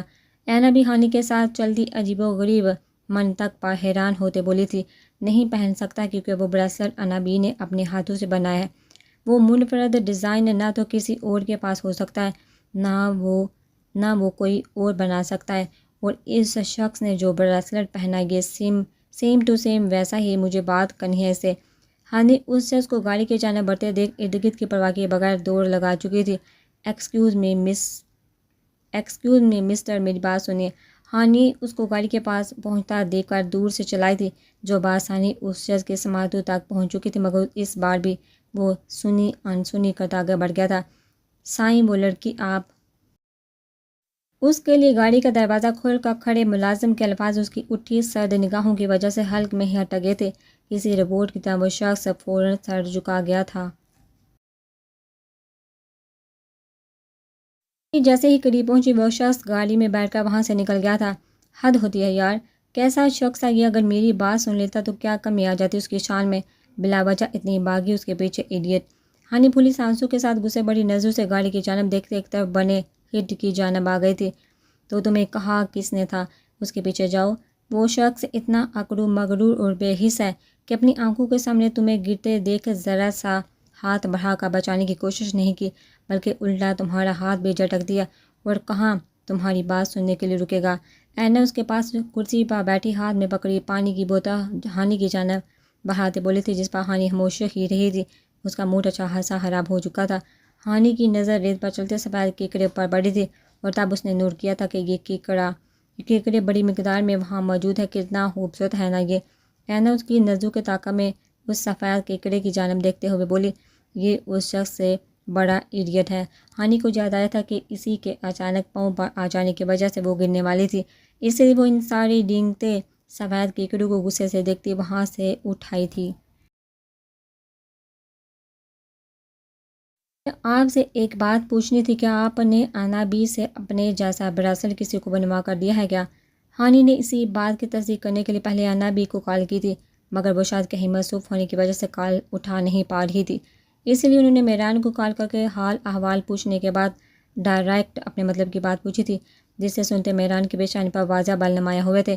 گوڑے، تم ایسا کیوں پوچھ رہی ہو؟ کیا تم نے کسی شخص کے پاس ویسا براسلٹ دیکھا ہے کیا؟ میران بلوچ نے جواب دینے کی بجائے الٹا سوال کیا تھا، جبکہ اس کے لہجے پر ہانی کو کچھ گڑبڑ کا احساس ہوا تھا۔ نہیں، ویسا نہیں، اسی طرح کا ایک براسلٹ دیکھا ہے میں نے، مجھے شاید پھر کوئی غلط فہمی ہوئی ہے۔ ہانی نے صاف جھوٹ بولتے فوراً بات سنبھالنی چاہی تھی، مگر دوسری جانب بھی میران بلوچ تھا۔ ہانی کے جھوٹ کے باوجود بھی ساری بات اس کی سمجھ میں آ چکی تھی۔ تھوڑی دیر مزید ہانی سے بات کر کے جیسے ہی اس نے فون رکھا، ایک نمبر سے جو میسج اس سے وصول ہوا تھا وہ میران کے غصے میں مزید اضافہ کر گیا تھا۔ تم لوگ کہاں مرے ہوئے ہو؟ میں نے کہا بھی تھا کہ میری بہن کے قریب کوئی بھی مشکوک شخص بھٹکتے دیکھ فوراً مجھے اطلاع کرنا، مگر لگتا ہے تم لوگ سو رہے ہو وہاں، اگر میری بہن کو ذرا سا بھی نقصان پہنچا تو تم لوگوں کی چمڑی ادھیڑ کر رکھ دوں گا۔ شخص میری بہن کے اتنے نزدیک پہنچ گیا اور تم لوگ وہاں کھڑے ہو کر تماشا دیکھتے رہے۔ میران اپنے آدمیوں پر چلاتے تھے، عشق کے عالم میں بولا۔ اس کی آواز سن کر دروازے پر آئی انا بھی خاموشی سے واپس پلٹ گئی تھی۔ ہانی پلیز دیکھو ذرا، روڈ پہ لگتا ہے ویٹر آیا ہے کھانا لے کر۔ کمبل میں دبکی اینا نے آنکھیں موندی ہانی کو مخاطب کیا۔ وہ بہت زیادہ تھک چکی تھی۔ ہانی نے جیسے ہی دروازہ کھولا سامنے موجود لوگوں کو دیکھ وہ ششدر رہ گئی تھی۔ سب سے آگے 3 بلوچی لباس میں ملبوس خواتین کے ہاتھ میں بڑے بڑے تھال اٹھائے کھڑی تھی، جن کو خوبصورت بلوچی کام والے دوپٹے سے ڈھکا گیا تھا۔ ان کے پیچھے 2 مرد بھی تھے جن کے ہاتھوں میں بھی تقریباً یہی چیزیں تھیں۔ آپ شاید غلطی سے یہاں آ گئے ہیں، یہ سب ہم نے نہیں منگوائی، یہ ہماری چیزیں نہیں۔ ہانی کی بات منہ میں ہی رہ گئی تھی جب عورتیں سائڈ سے راستہ بناتی اندر داخل ہوئی اور وہ تھال ٹیبل اور صوفے پر سجانے لگی تھی۔ دیکھیے آپ کو میری بات سمجھ نہیں آ رہی کیا؟ یہ سب چیزیں ہماری نہیں، آپ کو کوئی غلط فہمی ہوئی ہے۔ ہانی کو باتوں کو وہ لوگ ایسے انسنا کر رہے تھے جیسے ان کو کچھ سنائی ہی نہیں دے رہا ہو۔ اینا بھی پر بیٹھی آنکھیں پھاڑی یہ سب دیکھ رہی تھی۔ ہانی نے ایک بار پھر کچھ بولنا چاہا تھا جب ان میں سے سب سے پہلے اندر داخل ہونے والی عورت ہانی کے قریب آتے اس کے ہاتھ میں کوئی چٹ تھماتی باقی سب کے ساتھ دروازہ بند کرتی، جیسے آئی تھی اسی تابیداری کے ساتھ واپس نکل گئی تھی۔ واو ہانی کتنے پیارے ڈریسز ہیں یار، اور یہ جولی دیکھو، مائنڈ بلوئنگ۔ اینا ایک تھال سے کپڑا اٹھاتی متاثر کن لہجے میں بولی۔ اینا اسٹاپ اٹ، یہ ساری چیزیں ہماری نہیں ہیں۔ ہانی فولڈ کی گئی چٹ کھولتے اینا کو سرزنش کرتے بولی۔ ہانی ازید بلوچ، آپ مہمان ہیں ہماری، ہم بہت ہی مہمان نواز لوگ ہیں، اس لیے ہم چاہتے ہیں آپ بھی ہمیں اپنی خدمت کرنے کا موقع دیں۔ کل دوپہر 11 بجے ہم آپ کو اپنی حویلی میں دعوت نامہ دیتے ہیں۔ اگر آپ ہمارے تحفے میں بھیجے گئے کپڑوں میں سے ہی کچھ زیب تعین کریں گی تو ہمیں بہت اچھا لگے گا۔ ہم جانتے ہیں آپ ہماری خواہش کا احترام کرے گی، اور ویسے بھی آپ انکار تو کر ہی نہیں سکتے کیونکہ ہمیں انکار سننے کی عادت نہیں۔ آپ کا منتظر سردار سیاح الہان۔ ہانی کے ساتھ ساتھ اینا بھی پٹی پٹی نظروں سے وہ تحریر پڑھتے کچھ پل کو تو بول ہی نہ پائی تھی۔ او شٹ، تو وہ شخص سچ میں سردار سیاح موسیٰ خان کا جاسوس تھا، اس نے اسے ہماری کئی ساری باتیں بتا دی۔ اینا ہونٹوں پر ہاتھ رکھے بےیقینی سے بولی، جس پر ہانی نے شکر ادا کیا تھا کہ اس نے چٹ کے شروع میں لکھے صرف ہانی کے لکھے پورے نام پر غور نہیں کیا۔ ہماری نہیں، صرف تمہاری۔ ہانی کا دل بری طرح دھڑک رہا تھا، مگر اس وقت وہ اینا کے سامنے کچھ بھی ظاہر نہیں کرنا چاہتی تھی۔ یہ کیا کر رہی ہو تم؟ ہانی کو بہت مشکل سے وہ بھاری تھال اٹھاتے دیکھ اینا آگے بڑھی تھی، باہر پھینکنے لگی ہوں تاکہ اس وڈیرے کو اس کے اس بےہودہ دھمکی امیز حد کا جواب مل سکے۔ اور تم وہاں کیوں کھڑی ہو؟ یہاں کر یہ اٹھانے میں میری ہیلپ کرو۔ ہانی نے اپنی پوری ہمت اکٹھی کرتے تھال اٹھا لیا تھا۔ ہانی کیا کر رہی ہو یار، انہوں نے صرف دعوت ہی تو دی ہے، اور وہ بھی اتنے اچھے طریقے سے۔ کیا ہو جائے گا، تھوڑی دیر کے لیے چلے جائیں گے، اتنے بڑے لوگ ہیں، بلا بچہ کی دشمنی مول لینے کی کیا ضرورت ہے؟ اینا نے اسے اپنی بات سمجھانا چاہی تھی۔ اس نے اچھے طریقے سے دعوت نہیں دی بلکہ ہمیں دھمکی دی ہے، ہر حال میں اس کا کہا ماننا ہوگا۔ مگر میں یہ سب پھینکا اس شخص کی غلط فہمی دور کرنا چاہتی ہوں کہ مجھے وہ اپنے علاقے کے لوگوں کی طرح کمزور اپنا غلام نہ سمجھے۔ میرا نام بھی ہانی ازید بلوچ ہے، ڈرنے والوں میں سے نہیں ہوں میں۔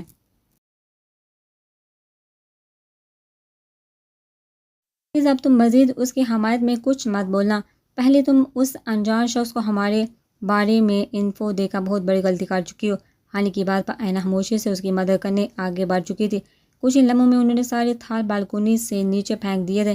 ہانی مجھے بہت ڈر لگ رہا ہے، جس طرح اس کے آدمی ہمارا پیچھا کرتے یہاں تک پہنچ چکے ہیں۔ تمہیں کیا لگتا ہے وہ ہمیں آسانی سے یہاں سے نکلنے دیں گے؟ اینا خوفزدہ سی بولی۔ تم ڈر کیوں رہی ہو پاگل، کچھ نہیں ہوگا ہمیں، میں سوچ چکی ہوں ہمیں کیا کرنا ہے، تم پریشان نہ ہو اور بس ریلیکس کرو۔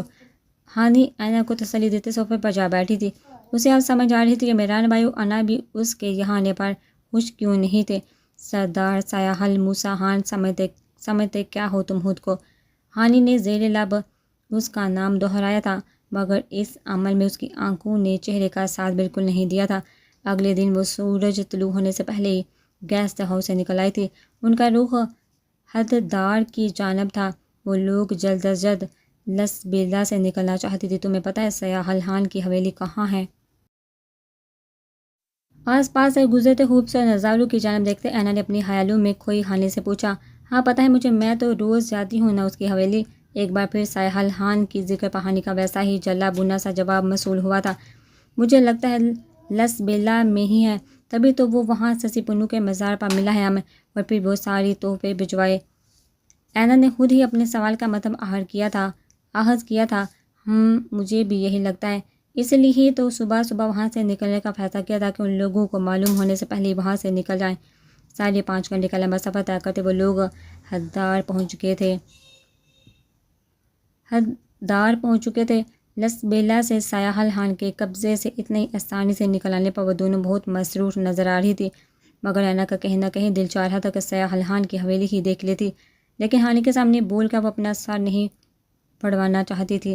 انہوں نے صبح جلدی بازی میں نکلنے کی وجہ سے ناشتہ نہیں کیا تھا، اس لیے اب ان کو بہت زوروں کی بھوک لگ رہی تھی۔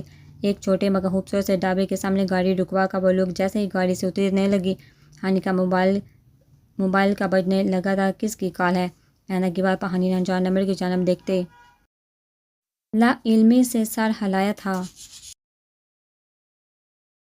سر سایہ حال مساحان اسپیکنگ۔ گمبھیر باری سحر طاری کرتی آواز اور الفاظ جیسے ہی ہانی کے کانوں میں پڑی، اس کا اوپر کا سانس اوپر اور نیچے کا نیچے رہ گیا تھا۔ اینا خاموشی سے اس کے چہرے کے بدلتے تاثرات دیکھنے لگی تھی۔ مجھے بہت خوشی ہوئی کہ آپ نے میری دعوت قبول کی اور میرے بتائے گئے ٹائم کے مطابق جہاں پہنچ گئے۔ ہانی کی خاموشی پر ایک بار پھر سایہ حال کی آواز بری تھی۔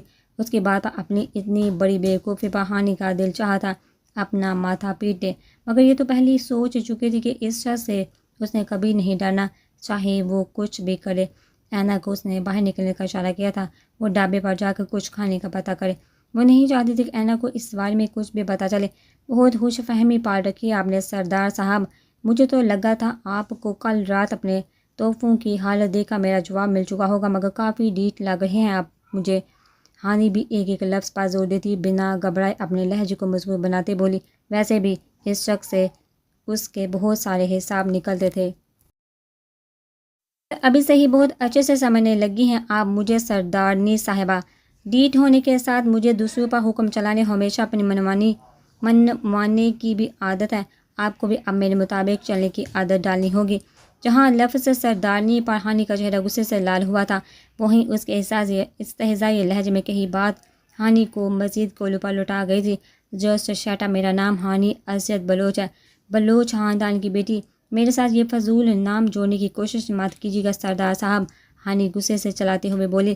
اتنی غصاہیاں مت کر سردارنی صاحبہ کہ بعد میں ان کا بخت نہ بڑھتی تھک جائیں۔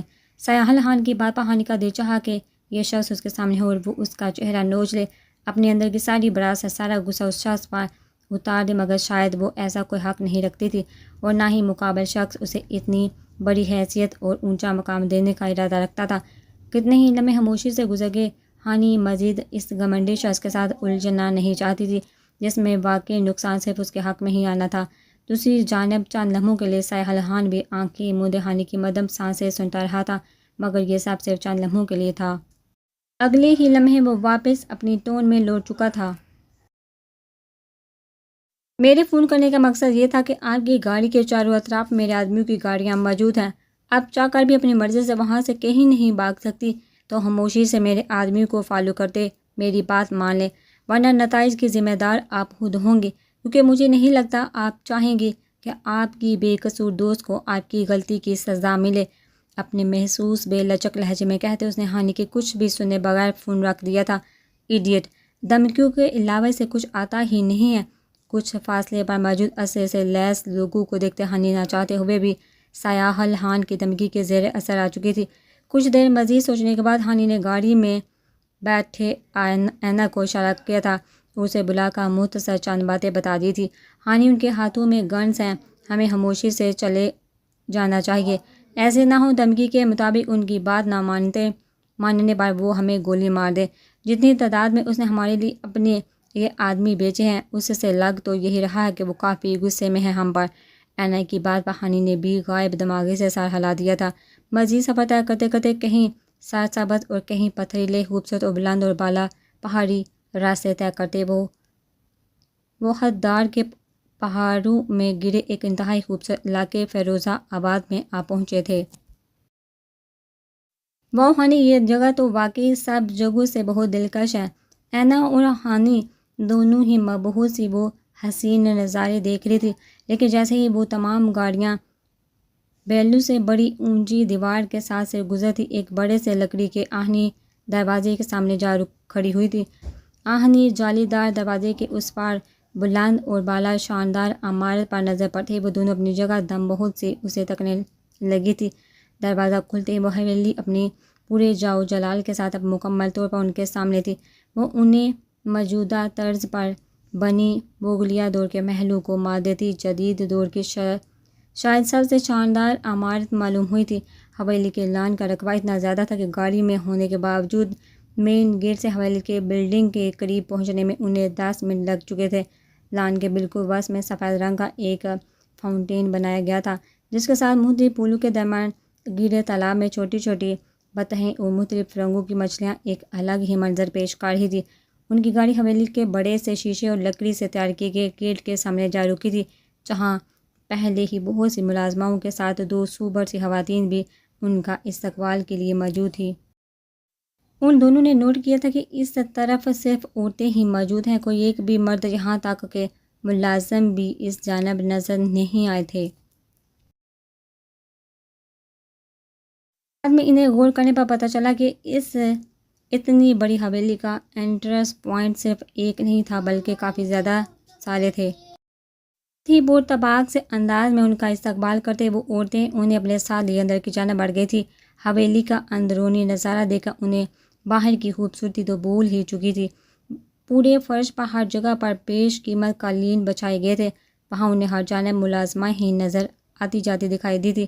انہیں ایک بڑے سے ڈائننگ روم میں لے جایا گیا تھا، جہاں بڑی تعداد میں ایک ترتیب سے صوفے رکھے گئے تھے اور ان پر بہت ہی خوبصورت بلوچی لباس میں زیورات سے سجی خواتین موجود تھیں۔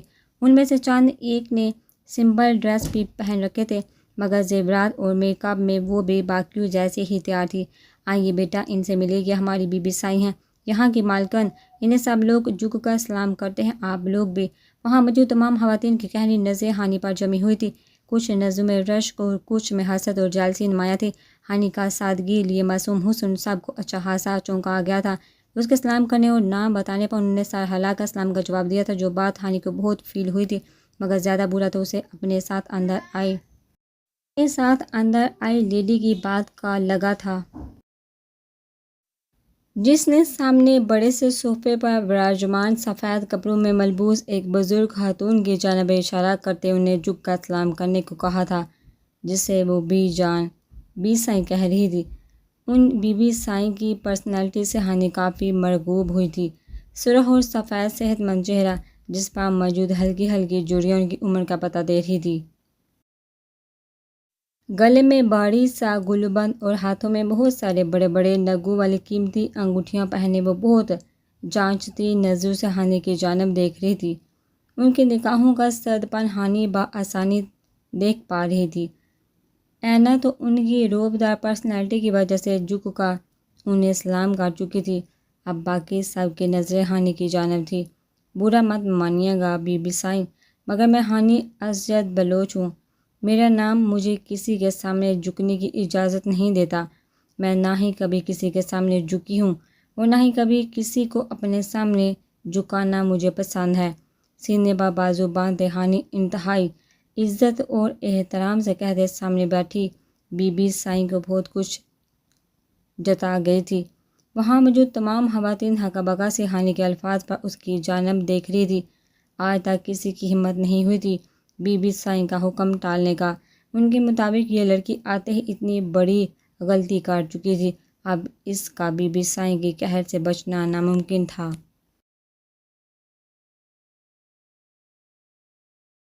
بی بی سائی اپنی توقع کے عین مطابق جواب سنتے کچھ دیر اس دان پان لڑکی کی جانب دیکھتی رہی تھی، اگلے ہی لمحے اپنی جگہ سے اٹھتے کچھ فاصلے پر موجود ہانی کے سامنے آ کھڑی ہوئی تھی۔ ان کو اٹھتا دیکھ وہاں موجود تمام خواتین اپنی جگہ سے اٹھ کھڑی ہوئی تھی۔ بہت خوبصورت ہو تم لڑکی، اور لگتا ہے اس بات کا بہت غرور بھی ہے تمہیں۔ ہانی کے چہرے پر نگاہیں گاڑے وہ اپنے اندر کے اٹھتے غصے کا کنٹرول کرتے بظاہر مسکرائی تھی۔ جس خوش فہمی کے سہارے اتنے بڑے بڑے بول رہی ہو، پہلے اس کی حقیقت تو جان لو۔ میرے پوتے نے تمہیں صرف میرے کہنے پر یہاں بلوایا ہے، وہ تو تمہاری شکل بھی نہیں دیکھنا چاہتا تھا۔ بہت محبت کرتا ہے میرا پوتا مجھ سے، میری کوئی بات نہیں ٹالتا۔ تم جو آج اپنے خاندان کے نام پر اتنا اچھ رہی ہو نا، کچھ دنوں میں ہی اس حویلی کی باندھی بنا کر نہ رکھ دیا تو کہنا۔ ہانی کو نفرت برساتی نظروں سے دیکھتی وہ فنکارتے لہجے میں بولی، جس پر کچھ لمحوں کے لیے وہاں موجود باقی تمام نفوس کے ساتھ ساتھ ہانی بھی سہم گئی تھی۔ مجھے آپ کے پوتے سے ایسی کسی بھی غلط فہمی کی کوئی امید نہیں ہے۔ وہ کیا میں خود اس کی شکل دیکھنا پسند نہیں کرتی؟ ہوگی آپ کو اور آپ کے پوتے کو دوسروں کو اپنا غلام بنانے کی عادت، مگر ہانی ازیت بلوچ کے حوالے سے ایسے خواب دیکھنا چھوڑ دیں، ایسا اس دنیا میں تو کبھی ممکن نہیں ہے۔ آپ لوگ پہلے ہی میرے خاندان کے ساتھ جو کر چکے ہیں اس کا حساب دینا بھی باقی ہے۔ ہانی کی بات پوری ہی ہوئی تھی جب ایک طرف سے ایک ملازمہ حواس باہتا سی بھاگتے ہوئے آئی تھی۔ بی بی سائیں سردار سائیں دیوان میں آ چکے ہیں اور نگار بی بی کے حوالے سے فیصلہ سنانے والے ہیں۔ ملازمہ کی اتنی بات کہنے کی دیر تھی کہ بی بی سائیں اور باقی سب عورتیں ان کے پیچھے ڈائننگ روم کے دوسرے دروازے کی جانب بڑھی تھی، جس سے آگے ایک راہداری عبور کرتے محل فروغ پر ایک جالی دار دیوار موجود تھی، جہاں سے دیوان کا پورا نظارہ نظر آتا تھا۔ ہانی اور اینا کو وہیں چھوڑ کر باقی سب اس دیوار کے ساتھ جا کھڑی ہوئی تھی۔ دیوار میں صدارتی کرسی پر اس وقت ان کے قبیلے کا سردار سیاح المسحان اپنی پوری شان و شوکت کے ساتھ براجمان تھا، جس کے آگے دائیں بائیں دونوں جانب لمبی قطار میں صوفے رکھے گئے تھے، جہاں تمام معزز لوگ بیٹھے اپنے سردار کے فیصلے کے منتظر تھے اور باقی بہت سارے سائڈوں پر سر جھکائے کھڑے تھے۔ یہ سب کیا ہو رہا ہے؟ اینا اور ہانی نے نہ سمجھی سے انہیں دیکھتے اس طرف بڑھی تھی جس پر ان کے ساتھ چلتی ان کی عمر کی لڑکی تلخی سے مسکراتے ان کی الجھن دور کرنے کے لیے قریب آئی تھی۔ ہمارے قبیلے کے پچھلے سردار یعنی کہ میرے دادا ہمایوں خان جہاں ایک طرف بہت نرم مزاج تھے، وہیں دوسری طرف حد سے زیادہ اصول پسند اور انصاف پسند بھی تھے۔ ان کے قانون میں عزت اور کسی کی جان سے کھیلنے والے کے لیے کوئی معافی نہیں تھی، اور ہر مجرم کو وہ سخت سے سخت سزا سناتے تھے، چاہے وہ کوئی چور ہو، کسی کا قاتل ہو یا غیرت کے نام پر اس نام نہاد عورت کا خون چوسی رسموں سے بغاوت کر کے اپنی مرضی سے آزادی سے زندگی گزارنے کی قصوروار عورت۔ دادا کے بعد میرے تایا اور اب سیاح ادا سائیں اس قبیلے کے سردار بن چکے ہیں، جنہیں اپنے بڑوں کی روایت پر ہی چلنا ہے۔ ادا نے جب سے یہ گدی سنبھالی ہے، یہ ان کی صدارت میں پہلا ایسا سنگین اور مشکل ترین فیصلہ ہے۔ بات کرتے دوران اس لڑکی کے لہجے میں نمی گھل چکی تھی اور وہ اپنے آنسو پر قابو پانے کے لیے ایک پل کو رکی تھی۔ کیوں؟ ایسا کیا سنگین ہے اس کیس میں؟ اس کی بات غور سے سنتی اینا بہت ہی متجسس سے لہجے میں بولی، کیونکہ ادا سائیں اتنے سنگ دل نہیں ہیں۔ آج تک جس طرح میرے دادا اور تایا عورتوں کو قصوروار قرار دے کر کاری کروا دینے جیسی سزا دیتے آتے ہیں، یہ سب کرنے کی امید سیاح ادا سائیں سے کسی کو بھی نہیں ہے، اور اگر انہوں نے ایسا نہ کیا تو قبیلے میں بہت انتشار پھیلا سکتا ہوں، جو بہت بڑی تباہی کا بن سکتا ہے، کیونکہ اس بار قصوروار کوئی اور نہیں، سردار سیاح المسحان کی چہیتی اور اکلوتی بہن نگار مسحان ہے۔ اس لڑکے کی بات پر اینا اور ہانی دونوں کو جھٹکا لگا تھا۔ ان نام نہاد عزت کے پجاری مردوں کو عورت پر ظلم کرنے کے سوا آتا ہی کیا ہے؟ دوسری عورتیں تو چلو ان کے لیے کوئی حیثیت نہیں رکھتی، مگر کیا تم لوگوں کا سردار اپنی بہن کو بھی کاری کروا دے گا؟ ہانی کا لہجہ طنز سے بھرپور تھا۔ پتہ نہیں، کوئی نہیں جانتا وہ کیا کرنے والے ہیں، یہاں تک کہ بی بی سائیں بھی نہیں۔ ان پر بہت پریشر ہے، مگر وہ اتنے طاقتور ہیں کہ اس سب سے صفائی سے اپنی بہن کو بچا سکتے ہیں، اور قبیلے میں اٹھنے والے ہر انتشار کو جڑ سے ختم کرنے کی صلاحیت رکھتے ہیں۔ لیکن پھر بھی ہم سب بہت ڈرے ہوئے ہیں، کیونکہ ادا سائیں کے فیصلے کے بارے میں کوئی کچھ نہیں کہہ سکتا۔ وہ لڑکی آنکھوں سے بہہ جانے والے آنسو صاف کرتی آگے بڑھ گئی تھی۔ اینا ہانی کا ہاتھ کھینچتی اسے جالی دار دیوار کے پاس آ کھڑی ہوئی تھی، جہاں سے وہ لوگ تو سب کچھ دیکھ اور سن سکتی تھی مگر اندر بیٹھے لوگ نہیں۔ ہانی نے چہرہ مزید آگے کرتے سردار سیاح الموسیٰ خان کو دیکھنا چاہا تھا مگر وہ جہاں پر کھڑی تھی اس جگہ آگے ایک پردہ موجود ہونے کی وجہ سے وہ سیاح خان کا چہرہ نہیں دیکھ پائی تھی۔ تب بھی سیاح خان کی وہی گونجتی گمبھیر باری آواز گونجتے ہی باقی تمام سرگوشیاں دم توڑ گئی تھی۔ میں سردار سیاح الموسیٰ خان اپنے قبیلے والوں کو بتانا چاہتا ہوں کہ میرے نزدیک ہر مجرم کی حیثیت ایک جیسی ہے، چاہے وہ میرے خاندان کا شخص ہو یا قبیلے کا کوئی معمولی فرد۔ میری بہن نے ہماری رسموں سے بغاوت کر کے جو گناہ کیا ہے وہ کسی صورت معاف کیے جانے کے قابل نہیں ہے۔ جو لوگ سمجھتے ہیں کہ میں اپنی بہن کی اتنی بڑی غلطی معاف کر دوں گا تو وہ غلط سوچتے ہیں۔ میری بہن کو بھی سزا ملے گی اور اس معزز خاندان کی عزت داؤ پر لگانے کی وجہ سے باقیوں سے بھی بڑھ کر ملے گی۔ نگار موسیٰ خان کو کاری نہیں کیا جائے گا بلکہ اسے کال کوٹری میں ڈالا جائے گا جہاں نہ تو کسی کو جانے کی اجازت ہوگی اور نہ ہی اسے کھانے پینے کو کچھ دیا جائے گا، اور وہ اپنی زندگی کے باقی کے چند دن وہیں تڑپ کر گزارے گی تاکہ گھر سے بھاگنے کی کوشش کرنے والی تمام لڑکیوں کے لیے سب عبرت کا نشان بن سکے۔ سیاح الموسیٰ خان کی بات ختم ہوتے ہی وہاں سب لوگ ہی خوش ہوتے اس کے نام کے نعرے لگانا شروع ہو چکے تھے کیونکہ ان سب کے نظروں میں وہ انصاف کی ایک بہت بڑی مثال پیش کر چکا تھا۔ ہانی رکی سانسوں کے ساتھ نہ جانے کتنے ہی لمحے وہاں ساکت سے کھڑی رہی تھی۔ کوئی انسان اتنا سنگ دل اور پتھر کیسے ہو سکتا تھا کہ اپنی سگی بہن کے ساتھ ایسا سلوک کرے؟